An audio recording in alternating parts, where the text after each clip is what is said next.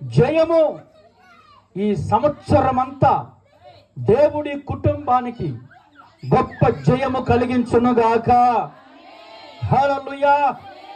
చేస్తున్న ప్రతి పనిలో జయం కలుగునుగాక. వెళుతున్న మార్గాల్లో దేవుడు జయం ఇచ్చునుగాక. దేవుడు వారు చేస్తున్న ప్రతి దానిలో గొప్ప జయము నా దేవుడు వీరికి కలిగించునుగాక. జయ ఉత్సాహము కలిగించునుగాక. విజయము దేవుడు కలగచేయునుగాక. ఒక్క విషయంలో కాదండి, ఆరోగ్య విషయంలో, చేస్తున్న పనుల విషయాల్లో, ప్రతి విషయంలో కూడా దేవుడు గొప్ప జయము కలిగించగలిగిన వాడు.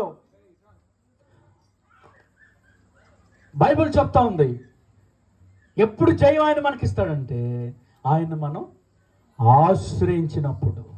ఎవరిని ఆశ్రయించినప్పుడు? దేవుణ్ణి ఆశ్రయించినప్పుడు, యెహోవాను ఆశ్రయించినప్పుడు ఆయన గొప్ప జయాన్ని కలగజేస్తాడు, జయ జీవితాన్ని ఇస్తాడు.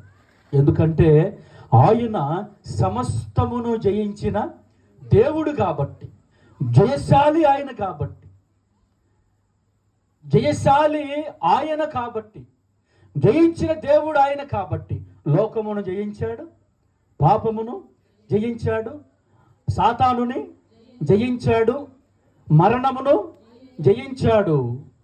దేవుని బిడ్డలారా గమనించండి, బాగా మనం ఆలోచన చేస్తే ఆయన సమస్తము జయించి తిరిగి లేచిన దేవుడు కాబట్టి ఆయన నుండి మీరుండి ఆయన నమ్ముకొని ఆశ్రయించి ఆయన్ని పట్టుకొని ఉండాలి.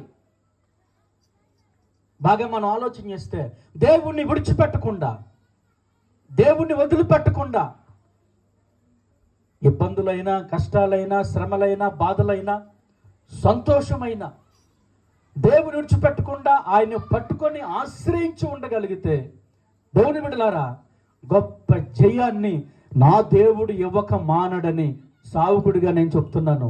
వీరికి గొప్ప జయము కలుగునుగాక. ఆమేన్.